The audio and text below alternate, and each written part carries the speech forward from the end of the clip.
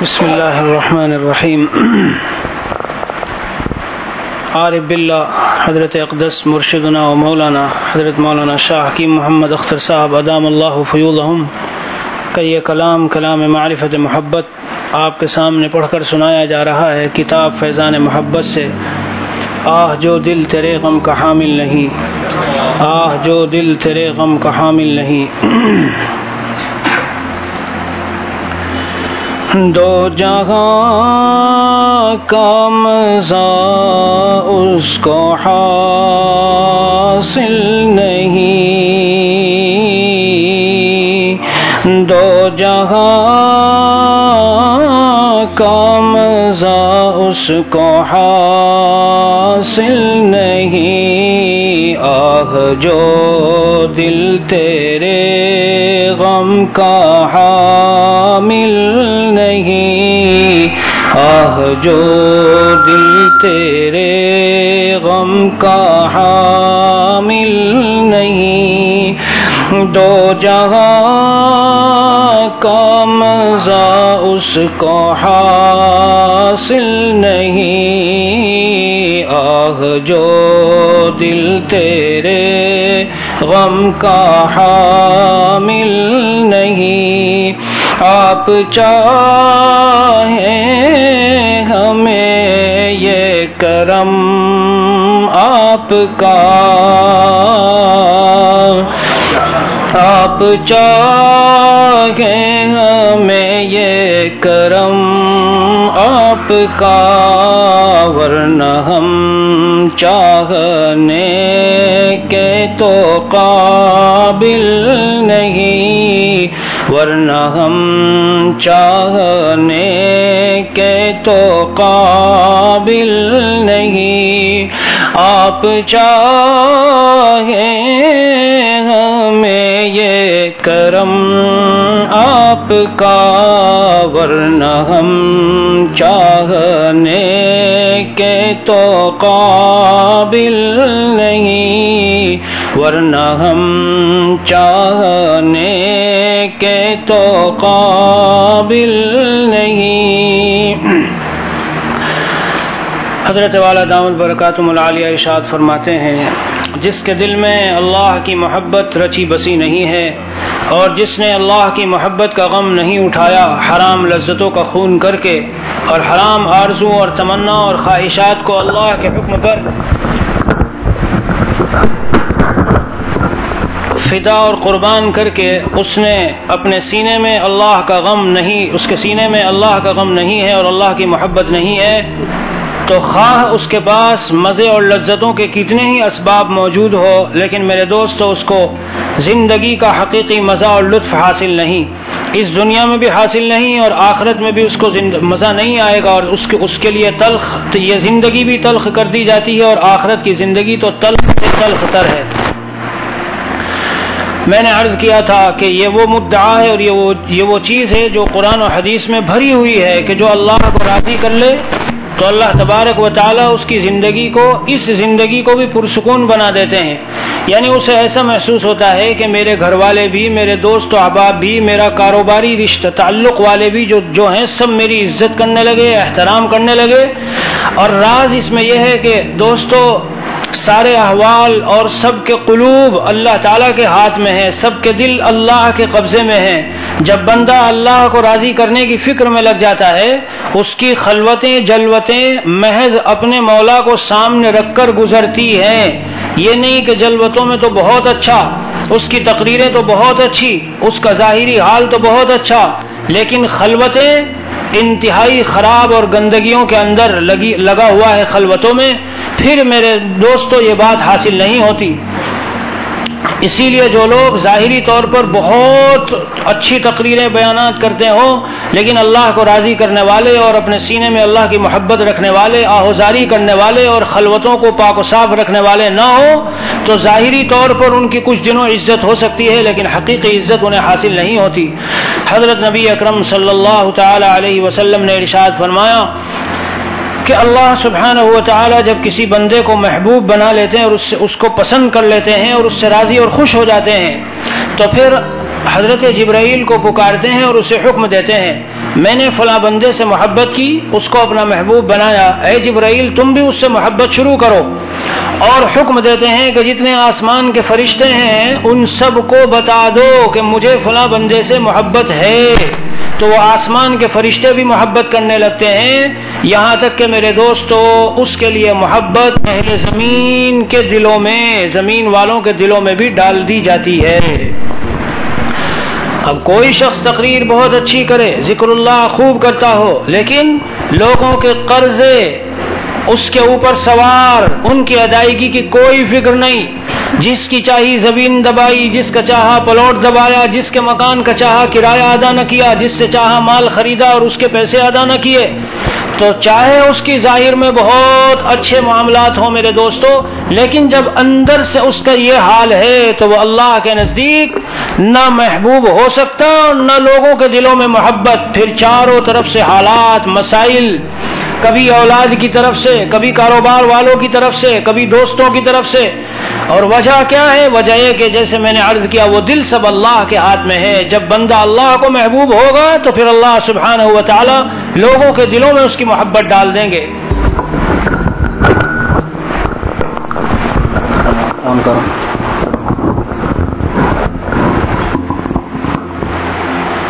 حضرت والا دامت برکاتہم العالیہ ارشاد فرما رہے ہیں کہ اصل اللہ کی محبت جب سینے میں موجود ہوگی اور بندہ اللہ کا قرب حاصل کرے گا اور حرام خواہشات اور لذتوں کو چھوڑ دے گا، پھر اسے پتہ چلے گا کہ دنیا میں جینے کا کیا مزہ۔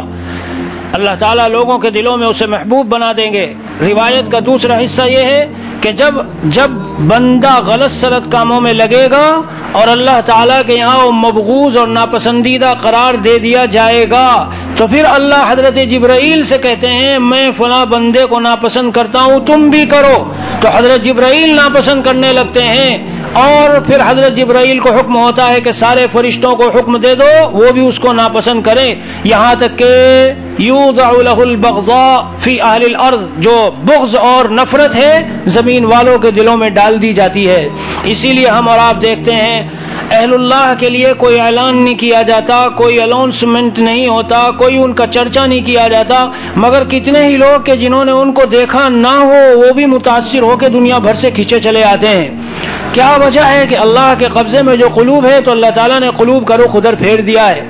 اس لیے جب انسان اللہ کو راضی کر لے میرے بھائیوں تو جینے کا بس کیا پوچھتے ہو، اسے ایسا لطف اور مزہ آتا ہے، وہی کسٹمر، وہی خریدار، وہی بزنس مین پارٹنر اور آپ کا ساتھی کل تک آپ کی عزت نہیں کرتا تھا، لیکن جب آپ اللہ کی نگاہ میں محبوب بن گئے، اللہ کو راضی کر لیا، سارے غلط کاروباری طور طریقے سب چھوڑ دیے، آپ کی تجارت شریعت کے مطابق، سنت کے مطابق، دین اور دیانت اور امانت کے مطابق، تو آپ دیکھیں گے کہ انہی کے دلوں میں آپ کی محبت پیدا ہو گئی۔ وہ دوسروں سے ملتے ہیں تو بڑی بے اکرامی سے، اور جب آپ سے ملتے ہیں تو اکرام و عزت کا معاملہ ہوتا ہے۔ اس لیے جب انسان اللہ کو راضی کر لے اور اللہ سے محبت اس کے دل میں آ جائے تو دونوں جہان کا لطف اسے حاصل ہوتا ہے، اور حضرت والا کی یہ تعبیر ہے دونوں جہان کا لطف اور مزہ حاصل ہوتا ہے، لیکن اگر اس میں اور اضافہ کر کے کہوں دونوں جہان سے زیادہ مزہ اس کو حاصل ہوتا ہے، زیادہ لطف حاصل ہوتا ہے۔ یہ بھی حضرت ہی کی تعلیمات ہے دوسرے واعظ میں، تو یہ بجا نہیں ہے، یہ بیجا نہیں بلکہ بجا ہے۔ کیسے؟ میرے دوستو دو جہان کا مزہ یہ تو مخلوق ہے، اور دونوں جہان مخلوق ہے، اور جنت کی حور جنت کی نعمتیں مخلوق ہے، اور دنیا کی جتنی نعمتیں ہیں ساری مخلوق، ایئر کنڈیشن میں ملنے والا آرام، بہترین قسم کی مٹھائیاں کھانے، لذت و فرحت بخشنے والے طرح طرح کے جوس اور سویٹ اور چاکلیٹ وغیرہ جو بھی ملتی ہے ساری مخلوق ہے، لیکن جب بندہ اپنی حرام خواہشات پر کو توڑ کر اللہ تعالیٰ کو راضی کرتا ہے تو قرآن و حدیث سے پتہ چلتا ہے کہ اسے اللہ مل جاتے ہیں، اور جب اللہ مل جاتے ہیں تو اللہ کے قرب میں وہ حلاوت و مٹھاس اور مزہ ہے کہ کائنات کی کسی چیز میں نہیں، اور آگے بڑھ کے کہیے کہ آخرت کی بھی نعمتوں میں وہ مزہ نہیں ہوگا۔ اسی لیے جب اہل جنت اللہ تعالیٰ کا دیدار کریں گے تو وہ ساری نعمتوں کو فراموش کر دیں گے اور بھول جائیں گے۔ اللہ تعالیٰ کے دیدار کے بعد کوئی چیز انہیں اچھی نہیں لگے گی میرے دوستو۔ اس لیے حضرت والا دامت برکاتہم نے مضمون جگہ جگہ بیان فرمایا، اور ایک جگہ لکھا ہے کہ مولانا رومی نے ایک مرتبہ یہ کہا، اے لوگو میں تم سے یہ کہتا ہوں اللہ تعالیٰ کی محبت دلوں میں پیدا کرو، اور اگر پھر تمہیں وہ لذت اور مزہ حاصل نہ ہوا کہ تمہیں یہ زندگی تلخ اور کڑوی لگنے لگی جو تمہاری ماضی میں گزری تھی، تم میرا ہی جوتا لا کر میرے سر پر بجانا، لیکن اس کا تجربہ کر کے اور اس کو ذرا آزما کے دیکھ لو تو پتہ چل جائے گا کہ اس زندگی میں کیا مزہ ہے اور اللہ سے بے تعلقی والی زندگی کیسی بیکار ہے، بے اطمینانی والی ہے، پھیکی پھیکی ہے، کوئی سرور، کوئی لذت، کوئی اطمینان اس میں حاصل نہیں ہوتا۔ اللہ تعالیٰ کا قرب کائنات کی سب سے بڑی دولت اور سب سے بڑی نعمت ہے۔ جب اللہ مل جاتے ہیں تو گویا ہر وقت انسان جنت کے مزے لیتا رہتا ہے۔ اس لیے حضرت والا نے روح کی بیماری اور ان کا علاج میں جو وہ ایک نظم ہے اس میں بات ارشاد فرمائی کہ وہ شاہ دو جہاں جس دل میں آئے مزے دونوں جہاں سے بڑھ کے پائے، اور دلیل اس کی آگے ارشاد فرمائی کیوں؟ ارے یارو جو خالق ہو شکر کا، جمال شمس کا، نور قمر کا، جو اللہ خود خالق ہے ان ساری حسیناؤں کا اور ان ساری چیزوں کا، اگر ہمیں وہ اللہ مل جائے، حقیقت یہ ہے کہ یہ مسئلہ فلسفے سے اور منطقی دلائل سے سمجھانے کا نہیں بلکہ یہ پا کے دیکھنے کا ہے، اللہ کے قریب لگ کر میرے دوستو یہ مزہ چکھ کے دیکھنے کا ہے کہ واقعی کیا مزہ ہے اللہ کے قرب میں۔ یہ اولیاء اللہ ایسے ہی تقریریں کرتے رہتے ہیں اللہ کا قرب، ہم تو دیکھتے ہیں کہ ان کو بھی بہت سے حالات گھیرے رہتے ہیں، اور کبھی بیماری ہے، کبھی پریشانی ہے، کبھی تکلیف ہے، کبھی کچھ ہے، کبھی مالی تنگیاں ہیں، ان کو بھی آتی ہیں۔ تو ہماری سمجھ میں نہیں آتا کہ یہ کیا کہتے ہیں کہ اللہ کو پا لیا تو سارے مزے حاصل ہو گئے۔ ہاں ان کو آتی تو ہے میرے دوستو، لیکن کسی بھی اللہ کے سچے کامل ولی کے اوپر چاہے کیسی ہی بڑی سے بڑی حالت آ جائے اس کے دل کو متاثر نہیں کرتی، بلکہ وہ اوپر سے ہو کے گزر جاتی ہے، بلکہ ان کو مزید اللہ کا قرب دلاتی ہے۔ حضرت والا کا شعر ہے، کیف تسلیم و رضا سے ہے بہار بے خزاں، کیف تسلیم و رضا سے ہے بہار بے خزاں، صدمہ و غم میں بھی اختر روح رنجیدہ نہیں، صدمہ و غم میں بھی اختر روح رنجیدہ نہیں۔ میں نے یہاں خانقاہ میں سنا جب حضرت والا کو یہ بیماری لاحق ہوئی تو بعض عاملوں نے یہ ایک درخواست کی کہ حضرت اگر آپ ہمیں یہ خدمت سونپ دیں ہم اپنی عملیات کے ذریعے سے یہ علاج اس کا فالج وغیرہ کا کر لیں گے۔ ہم یہ سمجھتے ہیں کہ ایسے ہی پڑے پڑے اللہ کا اتنا قرب مل گیا کہ جہاں دیکھو اطراف عالم میں لوگوں کو بشارتیں سنائی جا رہی ہے۔ جناب نبی کریم صلی اللہ تعالی علیہ وسلم خواب کے اندر تشریف لا رہے ہیں، کہیں فرماتے ہیں میرے اختر، کہیں فرماتے ہیں میرے بیٹے اختر، اور لوگ جوق در جوق چلے آ رہے ہیں اور بشارتیں سنا رہے ہیں۔ ہم سمجھتے ہیں کہ ایسے بستر پر پڑے پڑے حاصل ہو گئی۔ میرے محترم دوستو، جب مجھ پہ اور آپ پہ کوئی بیماری لاحق ہوتی ہے تو کوشش یہ ہوتی ہے جیسے بھی ہو، ارے کوئی عامل ہو یا جوگی ہو یا جادوگر ہو، کوئی بھی ہو، کسی طرح پریشانی دور ہونی چاہیے، چلو کسی طرح دور ہو۔ مگر حضرت والا نے فرمایا مجھے اس عملیات کے فن سے مناسبت نہیں ہے، میں 2 رکعت پڑھ پڑھ کے اپنے اللہ سے درخواست کرتا رہوں گا، اللہ کی منشا ہو یہ بیماری دور ہو جائے گی، نہیں تو میں اسی پر راضی اور خوش ہوں۔ اللہ والوں کی شان تمام کی میں عرض کر رہا ہوں قدر مشترک یہ سارے اولیاء اللہ کی غذا ہے کہ وہ اللہ کے فیصلے پر ایسے ہی راضی ہوتے ہیں جیسے عیش و عشرت کا فیصلہ ہو۔ اگر کوئی قضاء و قدر ان کے حق میں بیماری ہے، کوئی اور مالی تنگی ہے، کوئی اور معاملہ ہے، دل کے سر کے اوپر کو ہو کے گزر جاتی ہے، دل متاثر نہیں ہوتا۔ حضرت حکیم الامت مجدد ملت ایک ایک جملے میں مسائل حل فرماتے ہیں۔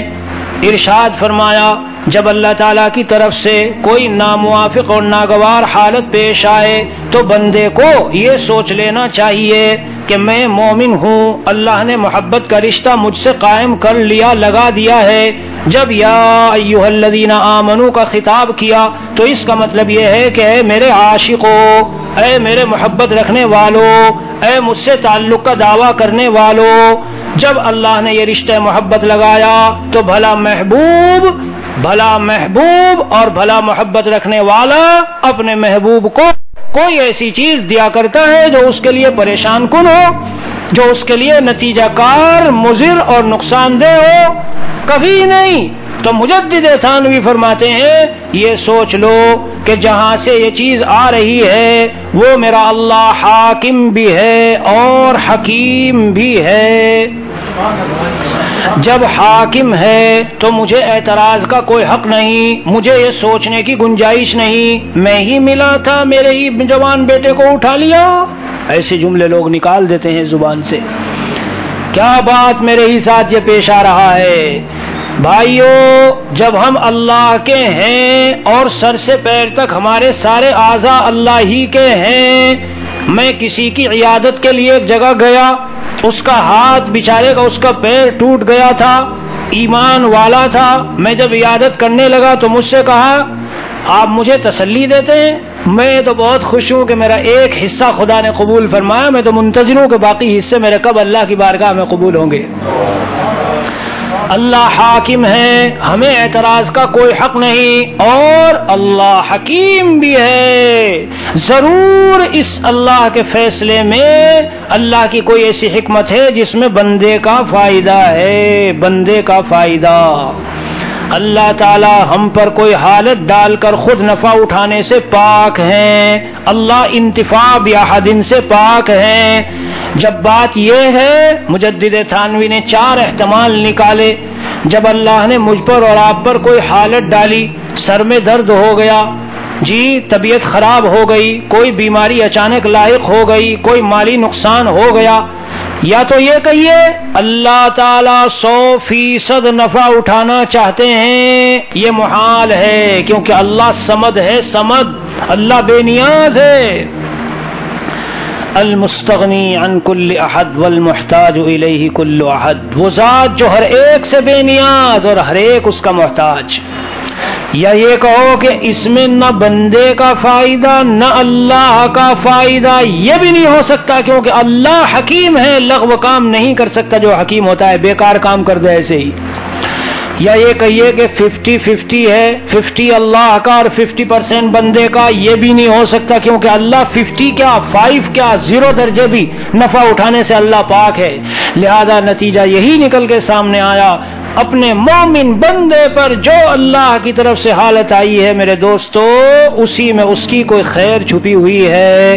یہ الگ بات ہے ہمیں اس کا پتہ ہو نہ ہو۔ حضرت شاہ احمد پرتاپ گڑھی اللہ والے ایک شعر میں مسائل حل کر دیتے ہیں۔ کیا پیارا شعر ہے، بے کیفی میں بھی ہم نے تو ایک کیف مسلسل دیکھا گے، بے کیفی میں بھی ہم نے تو ایک کیف مسلسل دیکھا گے، جس حال میں بھی وہ رکھتے ہیں اس حال کو اکمل دیکھا گے، جس حال میں بھی وہ رکھتے ہیں اس حال کو اکمل دیکھا گئے، اور جس راہ کو ہم تجویز کریں اس راہ کو اثقل دیکھا گئے، جس راہ سے وہ لے چلتے ہیں اس راہ کو اسہل دیکھا گئے۔ کبھی بندہ اپنے لیے تجویز کرتا ہے، اتنی دولت ہو، ایسی صحت ہو، ایسا ساز و سامان ہو، ایسا مالی نظام ہو، ایسے میرے تعلقات ہوں، ایسے وزراء ملنے آیا کرے، فلاں فلاں فلاں، لیکن میرے دوستو بندہ ناقص علم والا ہے، اسے پتہ نہیں اس کی خیر کس چیز میں ہے۔ جو لوگ اللہ تعالیٰ سے تعلق رکھتے ہیں اور وہ اس راہ سے گزرتے ہیں تو یہ علم الیقین نہیں، وہ عین الیقین کے درجے کو پہنچے ہوئے ہوتے ہیں، اور اہل اللہ اسی مقام پر فائز ہوتے ہیں کہ وہ اللہ نے جو حال جس وقت بھیجا، کہیں سفر کا فیصلہ تھا، کوئی مسئلہ پیش آ گیا، سفر نہیں ہوا، وہ سمجھ لیتے ہیں اللہ کی طرف سے اس میں کوئی خیر تھی، کوئی اور کام تھا رک گیا، اللہ کی طرف سے اس رک جانے میں اس وقت میں خیر ہے۔ بمبئی سے احقر دلی جدہ حاضر ہو رہا تھا، یہ اپنا گزرا ہوا واقعہ بتاتا ہوں، بے شمار آپ سب کے ہماری زندگیوں میں ایسے واقعات پیش آتے ہیں، ہم نے خوب کوشش کی، انجام کار پتہ چلا کہ اس میں نہ فائدہ نہیں تھا۔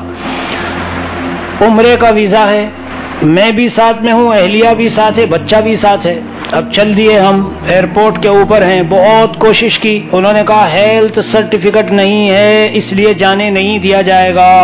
میں نے ان سے عرض کیا آپ آج پہلی بار ہیلتھ سرٹیفکیٹ مانگتے ہیں؟ میں اتنا آتا جاتا ہوں، کبھی عمرے پر کوئی ہیلتھ سرٹیفکیٹ ہم سے نہیں مانگتا۔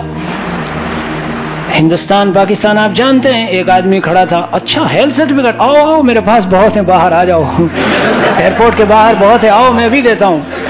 کیا نام ہے تمہارا؟ اہلیہ کا کیا نام ہے؟ یہ ہے، بس فوراً باہر گیا اور بنا کے لے کے آیا، لو ہیلتھ سرٹیفکیٹ۔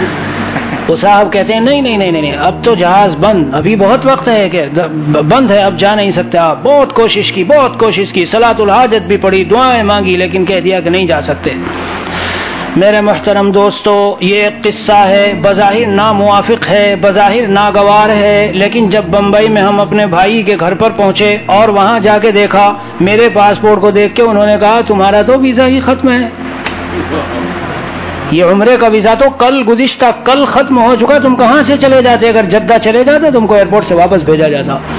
تم شکر مناؤ، اللہ کے لیے 2 رکعت شکرانے کی پڑھو کہ یہیں ایئرپورٹ سے تم یہاں آ گئے اور ایک دن میں وہ ویزا لگا اور اگلے دن ہم روانہ ہو گئے۔ ایسے واقعات میرے دوستو 1 نہیں 2 نہیں 4 نہیں، اس لیے اللہ مجھے صحت سے رکھے، ہر مومن کو سوچنا چاہیے صحت کی حالت میں رکھے میں راضی، اور بیماری میں رکھے میں راضی، اللہ تعالیٰ مجھے مال دے دے راضی، غریب رکھے راضی، اللہ تعالیٰ مجھے اولاد دے دے میں راضی، اولاد نہ دے تو حاملوں کے چکر کاٹ کے بکرے ذبح کرتا نہیں پھروں گا، پھر بھی میں راضی، جس حال میں اللہ رکھے اس حال میں راضی۔ بس بندے سے اللہ تعالیٰ یہ چاہتے ہیں اپنا فقر، اپنی پریشانی، اپنی الجھن میرے سامنے پیش کر کے بندگی پیش کر اور مجھ سے عافیت مانگ، مجھ سے راحت مانگ، کوئی مسئلہ آیا تو اس کو دور کرنے کی مجھ سے درخواست کر، تاکہ میں اس طرح تیرا قرب بڑھاتا رہوں اور تجھے اپنے سے قریب کرتا رہوں۔ اس میں احقر نے ایک سوال کا جواب دے دیا کہ کوئی یہ نہ سوچے کہ میں بڑا جرأت مند، بڑا دلیر ہوں، میرے اوپر مصائب آئیں، بڑی حکمتیں ہیں، نہیں میرے دوستو، آئے ہوئے مصائب پر تو پھر ہمیں برداشت کرنا ہے۔ شیخ الاسلام حضرت مدنی نور اللہ مرقدہ کو جب جیل میں کالا پانی کی سزا دی گئی اور وہاں ڈال رکھا تھا، مشہور واقعہ ہے، اعلان کیا گیا انگریز جج کی طرف سے کہ کل کو ان مولویوں کو سزا دے کر پھانسی دے دو۔ جب وہ سزا سنائی گئی تو راتوں یہ علماء خوشی منا رہے تھے، غدن نلقى الاحباء محمدا وحزبا، کل ہم اپنے دوستوں اور محمد صلی اللہ علیہ وسلم اور آپ کے ساتھیوں سے ملیں گے۔ کسی طرح انگریز کے جاسوس کو پتہ چلا، ارے موت پر یہ لوگ خوشی منا رہے ہیں۔ اللہ تعالی ہمیں ایسا ایمان دے دے کہ ہم اس دنیا کے مقابلے میں اللہ سے ملنے کو ترجیح دیں۔ ابو ہریرہ رضی اللہ عنہ سے کبھی کوئی پوچھتا، بازار جاتا ہوں کوئی سودا چاہیے، کچھ چاہیے، فرماتے کہ اگر موت جائے کہیں سے تو خرید کے میرے لیے لے آنا۔ ہاں اچھا مولوی صاحب، ایسی بھی ممکن ہے ایسی کوئی سطح کہ جس میں آدمی موت کو چاہے؟ ہاں سطح ممکن ہے، تو یہ صحابہ ہمارے نمونہ تو تھے، اس لیے سطح ممکن ہے۔ اور یہی حضرت والا کے پاس بیٹھ کر قاری امیر حسن صاحب جو تشریف لائے تھے 3 سال پہلے کی بات ہے، آپ حضرات بہت سے ہوں گے اگر یاد ہو، تو انہوں نے حضرت والا کے حکم پر معمولی سا چھوٹا سا خطاب کیا تھا، لیکن وہ اتنا جامع تھا، میں نے بہت جگہوں میں اس کو بیان کیا۔ کیا تھا وہ؟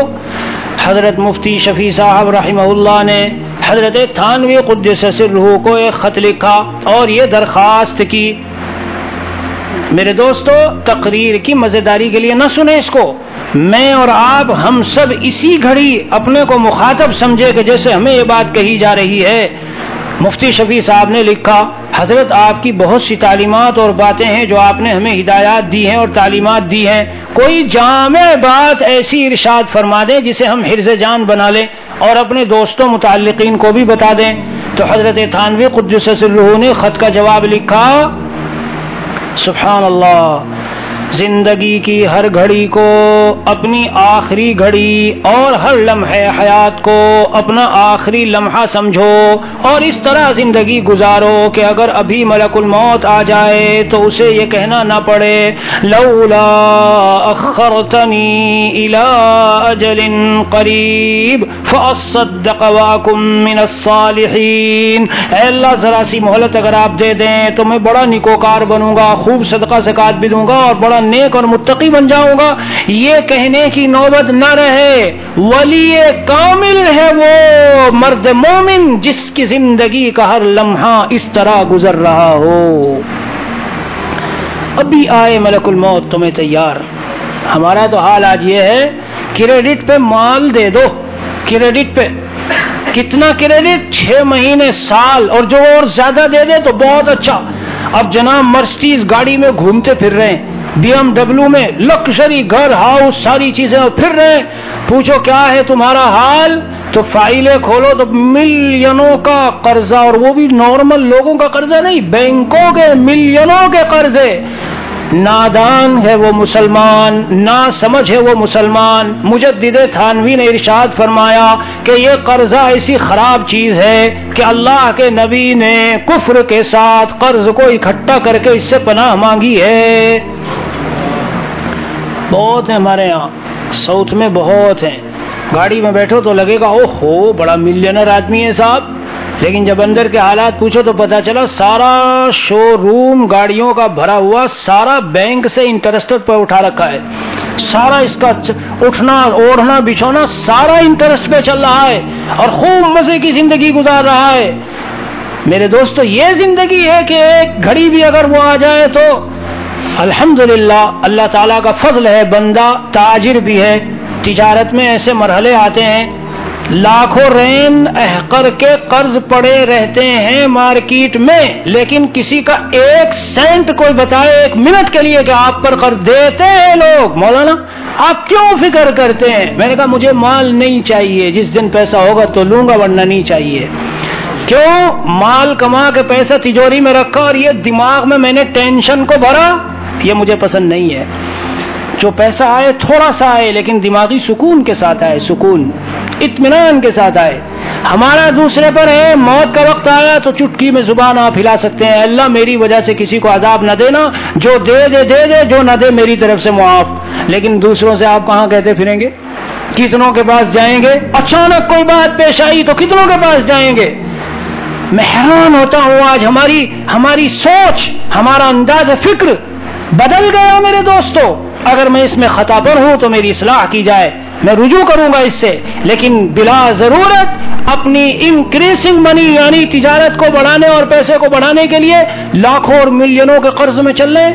میرے دوستو قرض لینا شریعت میں جائز ہے اور قرض دینے کی بھی بڑی فضیلت ہے، لیکن حاجت و ضرورت کے وقت میں ایسے ہی کاروبار کو بڑھانے کے لیے، اس لیے میں طلبہ سے بھی کہتا ہوں میرے عزیزوں، تم گجراتی لوگ ہو اور اکثر گجراتی تاجر ہوتے ہیں، تو تم جب مولوی بن کے نکلو گے یہاں سے تجارت کرو، اگر تمہارے پاس 500 رین ہیں تو کوئی سامان 500 ہی رین کا خریدو۔ اب انگریز نے جو ہمارا ایک پلاننگ کی ہے، جس طرح سے ایک انداز بتایا، ہم کو ہم اس پہ چل رہے ہیں۔ غیر شعوری طور پر ان کی باتیں ہمارے کیا ہے، رین تو 500 بھی اور روپیہ تو 500 بھی گھر میں نہیں، اور کاروبار کھولا 5 لاکھ کا شروع ہی میں۔ اب دماغ پہ ٹینشن، اب کوئی بات پیش آئی تو چکر لگا رہے ہیں علماء کے پاس، خانقاہوں میں ادھر ادھر، جی بڑے مسائل ہیں دعا کر دو، بڑے حالات ہیں دعا کر دو۔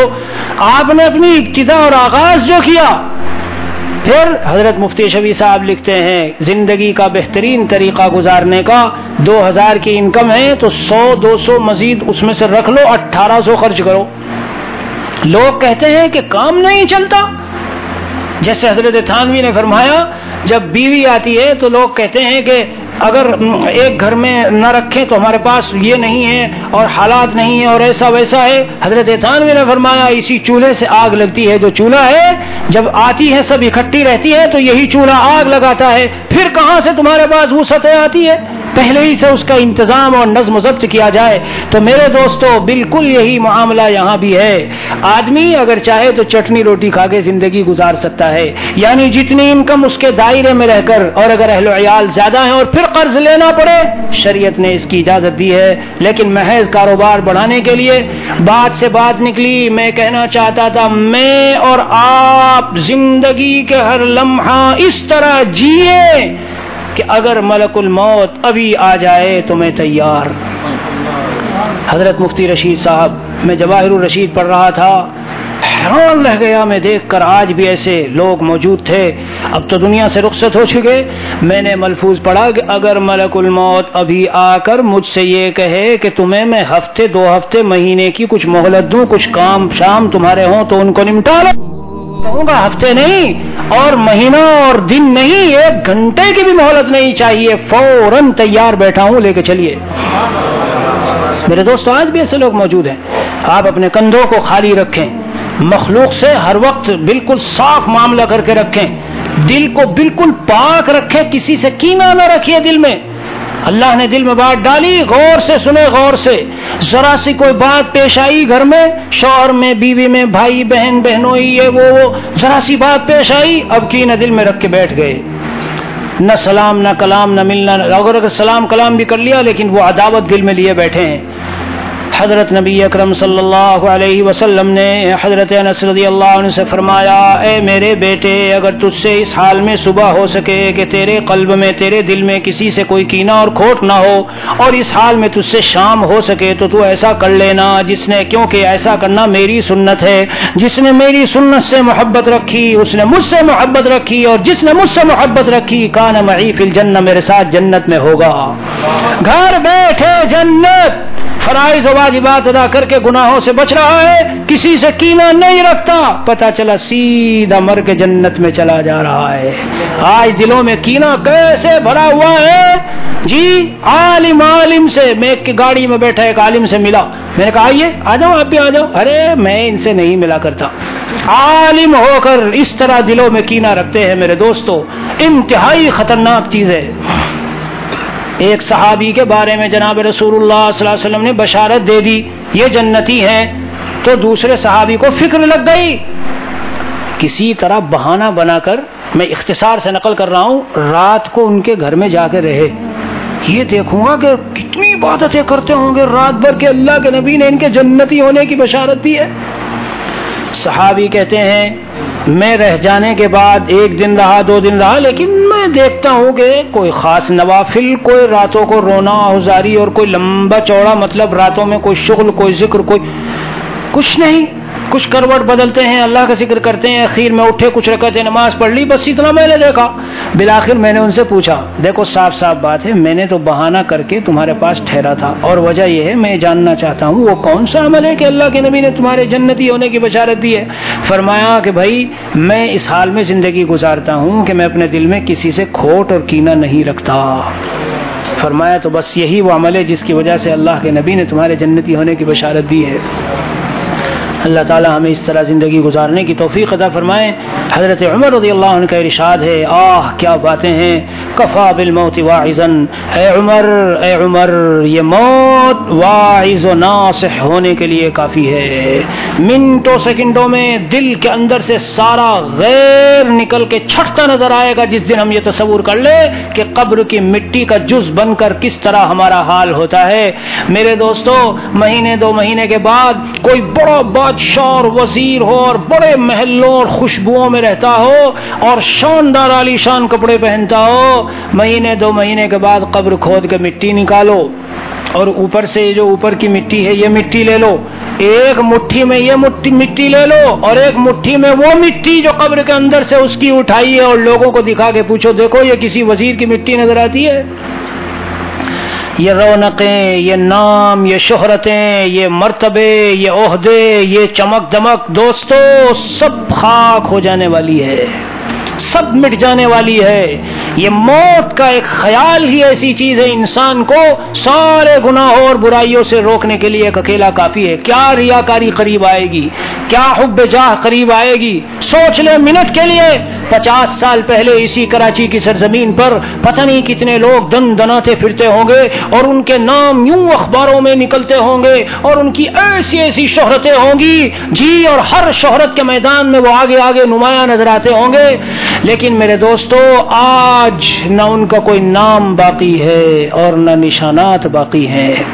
पहले नाम भूलते हैं लोग और चंद दिन के बाद निशानात भी खत्म हो जाते हैं। मैं अफ्रीका जब गया तो न्यू कासल एक शहर है, वहां गया। जिनके मकान में किराए पर लेके रहा था बड़े अमीर आदमी थे, और जिन जिन से के पास बैठता था कुछ उलमा गैर उलमा पुराने मुअम्मर। बिलखुसूस इफ्तारी में जब हम बैठते थे तो इस कोने पे जितने लोग बैठते थे सब अल्लाह को प्यारे हो चुके। तो मैं जाके देखता हूँ ये इनके मकानात बिल्डिंगें ये सब, लेकिन फिर कब्रिस्तान जाता हूँ तो मंजर नजर आता है।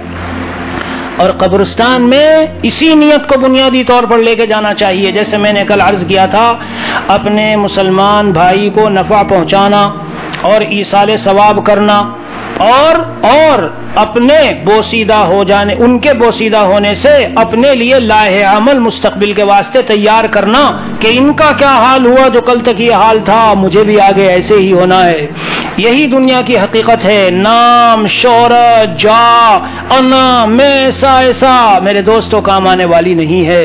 अल्लाह ताला हम सब की हिफाजत फरमाए और हमें आखिरत की तैयारी की तौफीक दे। फिर हजरत वाला ने आगे फरमाया है, आप चाहें हमें ये करम आपका, वरना हम चाहने के तो काबिल नहीं।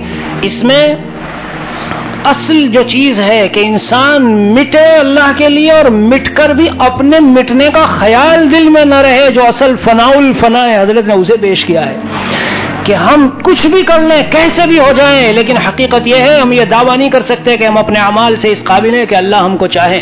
हमें तो यही लगता है कि अल्लाह ने सत्तारी का मामला फरमा रखा है, और हकीकत भी मेरे दोस्तों यही है। दलील यह है कि अल्लाह की जो शान अज़मत और किबरियाई है, क्या हम उसके शान क्या हमारी इबादतें हो सकती है। इसलिए तो अल्लाह का करम है, अल्लाह हमें मुआफ़ फरमाते रहते हैं और अल्लाह अपने बंदे को चाहते और उससे मोहब्बत फरमाते हैं। वरना अल्लाह की शान अज़मत किबरियाई वो जो मशहूर है, चे निस्बत खाक रा बालम पाक, क्या निस्बत हो सकती है, उसको हजरत ने फरमाया।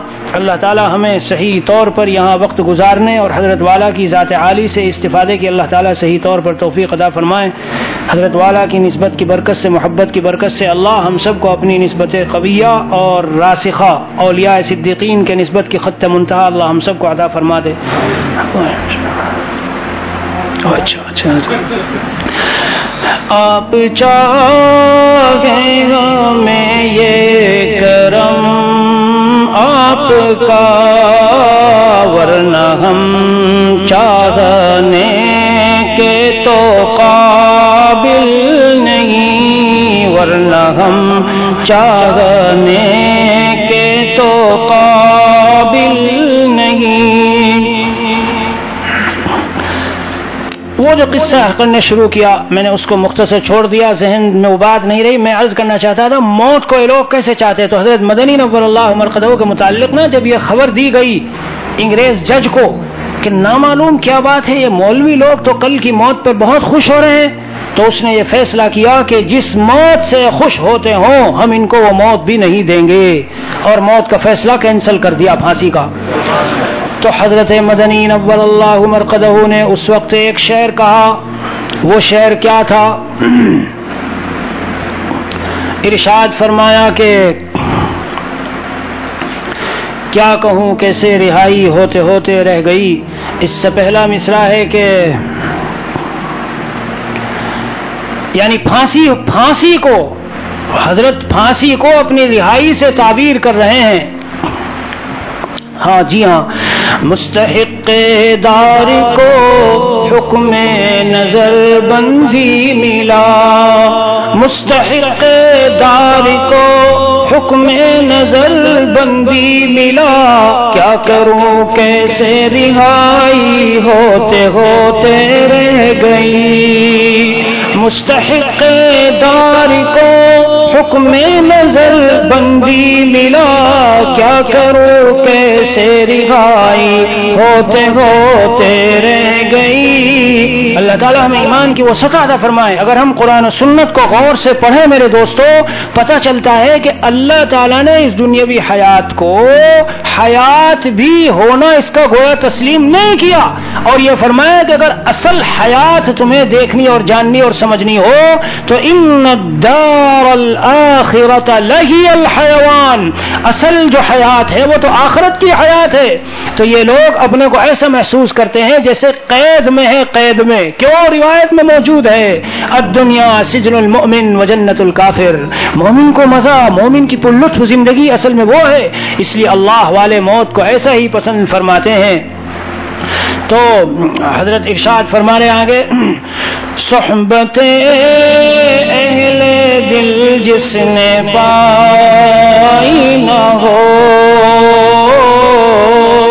صحبت اہل دل جس نے پائی نہ ہو، اس کا غم غم نہیں، اس کا دل دل نہیں، اس کا غم غم نہیں، اس کا دل دل نہیں۔ صحبت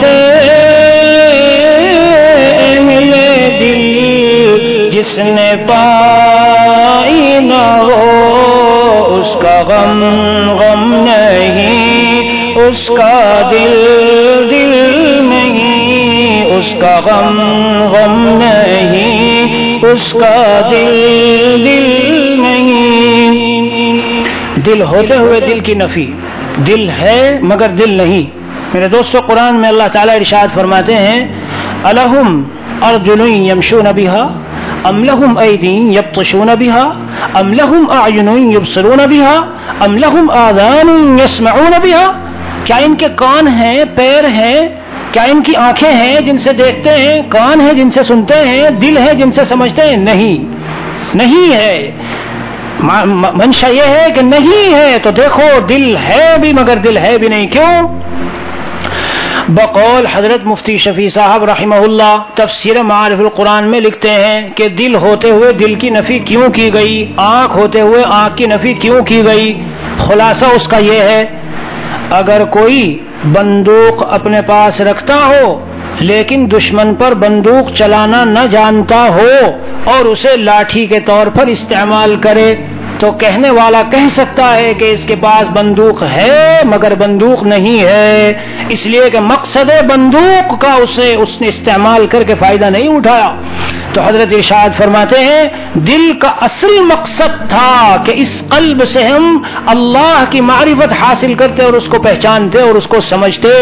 آنکھوں کا اصل مقصد تھا کہ کائنات کے ذرے ذرے میں غور کرتے ہم، اور غور کرتے پھر اللہ کی معرفت حاصل کرتے۔ ڈربن میں ہمارے یہاں سمندر پر ایک جگہ ہے، نیچے سمندر کے اندر ہی کسی زمانے میں وہ ایک سمندری جہاز تھا، تو اس کو انہوں نے خاص انداز سے بنا کے اندر ہی سمندر میں رکھا ہے، اور وہاں طرح طرح کی انواع اقسام کی مچھلیاں، عجیب و غریب، پتہ نہیں سینکڑوں یا ہزاروں کتنی قسم کی مچھلیاں ہیں۔ یعنی آپ کو محسوس ہوگا یہ پھول ہے لیکن حقیقت میں مچھلی ہے، آپ کو عجیب عجیب قسم کی۔ میں غور کر رہا تھا اور جب دیکھ رہا تھا تو زبان سے یہی نکلتا تھا سبحان اللہ سبحان اللہ، اور کتنے اس میں ایسی ہیں کہ وہ چل نہیں سکتی، پھر نہیں سکتی، اللہ ان کی غذا وہیں پہنچاتے ہیں۔ اس لیے عرض کرتا ہے کہ خواب میں ایک مرتبہ اللہ تعالیٰ بندے کی زبان سے بلوا رہے تھے، جو بات تھی وہ آپ کو عرض کروں اسی طرح کی ہے، اور وہ کیا ہے؟ کر خواب میں گویا کہ تقریر کر رہا ہے، اے لوگو اگر اس کائنات کا کوئی رب اور پالنے والا اور اللہ نہ ہوتا تو روزانہ تمہیں سڑک پر چلتے ہوئے پتہ نہیں کتنے درندے اور کتنے جانور بھوک کے مارے سڑک پر مرے ہوئے ملا کرتے۔ یہ پڑا ہے کیوں؟ بیچارے کے پاس اسٹاک نہیں تھا کھانے کا، پتہ چلا کہ یہ مر گیا کیونکہ آج ڈھونڈا اس نے کھانا کہیں ملا نہیں۔ میرے دوستو یہ تھوڑا سا یعنی ایک ہنسنے کی بھی چیز ہے، لیکن اگر بالکل ہم ٹھنڈے دل سے بیٹھ کے اس پہ غور کریں، آج تک پوری زندگی میں ایک بھی واقعہ ایسا نہیں ملا مجھے خود اپنی زندگی میں کہ میں ٹہلنے کے لیے سڑک پہ نکلا 2-3 کلومیٹر چلا اور ایک بھی پرندہ بھوک کی وجہ سے مردہ ہمیں نظر آیا ہو۔ دلیل ہے کہ اس کائنات کا ایک اتفاقی سسٹم نہیں ہے کہ اتفاق سے چل رہی ہے، ورنہ ان کے پاس تو کوئی اسٹاک نہیں ہوتا، 2 دن کی 4 دن کی 10 دن کی روزی نہیں ہوتی، تو ہوا یہ کرتا کہ چلو کبھی تو مل گئی لیکن کبھی بہت سی مرتبہ نہ بھی ملا کرتی۔ لیکن اللہ نے ایسا اپنی قدرت سے نظام بنایا ہے، صبح کو جاتے ہیں خالی اور شام کو ان کے پوٹے بھر کے آتے ہیں، چھک کر کے آتے ہیں، اپنی ہی نہیں اپنے بچوں کی بھی غذا لے کے آتے ہیں۔ اللہ کا ایک نظام، تو جن آنکھوں سے ہم نے غور کر کے اللہ کی معرفت اور اللہ کی قدرت کو نہیں پہچانا، جس طرح وہ آنکھیں نہیں۔ حضرت والا فرماتے ہیں جو دل اہل اللہ کے دل کے قریب نہ رہا ہو اور اہل اللہ کے جو اہل درد ہیں، اہل درد ان سے قریب رہ کر اس کے دل میں اللہ کی محبت کی چسک پیدا نہ ہوئی ہو، وہ کہہ سکتے ہیں کہ دل ہے لیکن حقیقت میں دل کہلانے کے قابل نہیں ہے۔ اور ایک شعر حضرت کا ایسا ہے، یہ دیکھیں آگے والا شعر کیا عجیب و غریب ہے، اس سے حضرت والا کے قلب کی حالت کی ترجمانی ہوتی ہے کہ اہل اللہ جو ہوتے ہیں انہیں مزہ کہاں آتا ہے۔ ہم سمجھتے ہیں شاندار دسترخوان بچھا تو مولوی صاحب کو کھانے میں مزہ آیا، آپ یہ کہہ سکتے ہیں مولوی صاحب کو کھانے میں مزہ آیا، لیکن اہل اللہ کو مزہ کہاں آتا ہے؟ جہاں اللہ کی عشق و محبت کی باتیں ہوں، اس کی معرفت کی باتیں بیان کی جائیں، کچھ اللہ والے بیٹھے ہوں، اللہ کا ذکر کر رہے ہوں، اللہ کو یاد کر رہے ہوں۔ حضرت فرماتے ہیں جس جگہ آپ کا قرب ملتا نہ ہو، جس جگہ آپ کا قرب ملتا نہ ہو کہ منزل بھی وہ میری منزل نہیں ہو، کہ منزل بھی وہ میری منزل نہیں۔ سمندروں پہ لوگ جاتے ہیں گھومنے، انگریز ننگے پھر رہے ہیں، بہت ننگا پن مچا ہوا ہے، نگاہوں کی حفاظت، ایمان کی حفاظت، دل کی حفاظت کا سوال ہی نہیں۔ ایک عام مسلمان نے اور ایک دنیا کے رہنے والے انسان نے تو اسے اپنی منزل سمجھا کہ میں جاؤں گا، سیر و تفریح کروں گا، طبیعت میں کچھ سکون ملے گا، کچھ طبیعت بہل جائے گی، 8 دن 10 دن سمندر پر خرچ کر کے آ رہے ہیں۔ حضرت والا فرماتے ہیں وہ جگہ جہاں آپ کا قرب نہ ملتا ہو، وہ منزل اگرچہ ہوگی جس کی ہوگی لیکن اہل اللہ کی وہ منزل نہیں ہوا کرتی۔ اہل اللہ کی منزل تو وہی ہے جہاں اللہ کا قرب مل رہا ہو۔ اور غیر حق سے لگاتا ہے جو اپنا دل، غیر حق سے لگاتا ہے جو اپنا دل، تیری الفت کے غم کا وہ حامل نہیں۔ ایک شعر حضرت کا آگے دیکھیے کس قدر عجیب توحید لیے ہوئے اپنے اندر۔ آپ کا ہوں میں بس اور کسی کا نہیں، آپ کا ہوں میں بس اور کسی کا نہیں، کوئی لیلا نہیں، کوئی محمل نہیں، کوئی لیلا نہیں، کوئی محمل نہیں۔ اور جب بندہ اصل اللہ کا ہوگا تو دوستو مخلوق کے تقاضوں اور مطالبوں کو پیچھے رکھے گا اور جو اللہ کا حکم ہے اسے مقدم رکھے گا۔ یہی علامت اور پہچان ہے کہ بندہ خالص اللہ کا ہو گیا۔ آخری حضرت کا شعر ہے کہ کہہ رہا ہے یہ اختر ببانگے دوغل، کہہ رہا ہے یہ اختر ببانگے دوغل، بحر الفت کا کوئی بھی ساحل نہیں، بحر الفت کا کوئی بھی ساحل نہیں، بحر الفت کا کوئی بھی ساحل نہیں۔ سبحان اللہ.